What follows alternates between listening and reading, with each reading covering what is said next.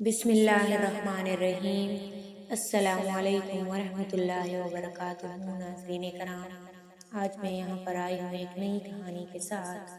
حضرت نوح علیہ السلام جب کشتی بنا رہے تھے تو ایک مومنہ بوڑھی عورت روز اللہ کے نبی کے پاس اپنی گٹھڑی لے کر آتی اور کہتی، اے اللہ کے نبی، کب کشتی روانہ ہوگی؟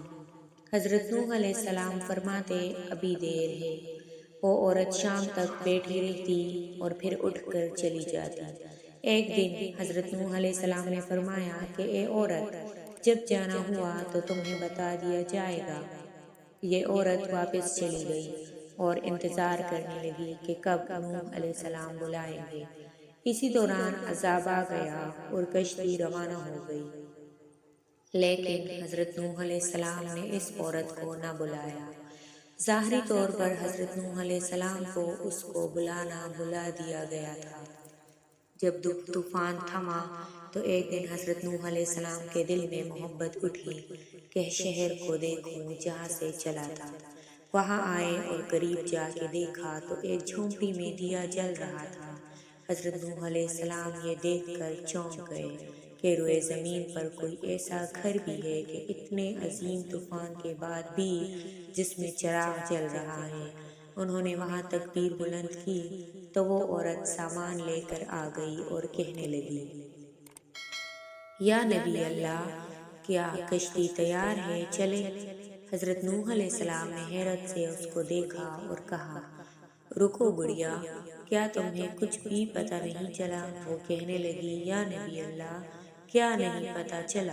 کہا، اتنا بڑا طوفان، سیلاب آیا، بارش آئی، تمہیں کچھ بھی پتہ نہیں چلا؟ بڑھیا کہنے لگی، یا نبی اللہ، بس ایک دن بادل گرجے تھے اور کچھ ہلکی سی پھوار پڑی تھی۔ حضرت نوح علیہ السلام حیران ہو کر آسمان کی طرف دیکھنے لگے اور کہا، میرے اللہ، یہ کیا ماجرا ہے؟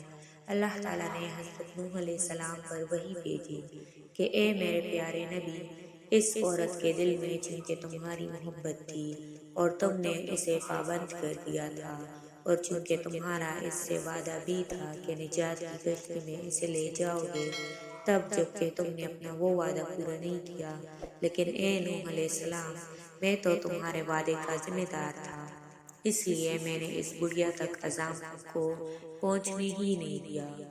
تو ناظرین کرام، اب ہم سوچ سکتے ہیں کہ اللہ تعالیٰ کتنا اپنے وعدے کا پابند ہے، اور ہم نے اس سے سیکھا کہ ایمان پختہ ہونا چاہیے، اور ایمان کی پختگی ہی ہمیں سخت ترین حالات سے اور ہر طرح کے آفتوں سے اور عذابوں سے بچانے میں مددگار ہو سکتا ہے۔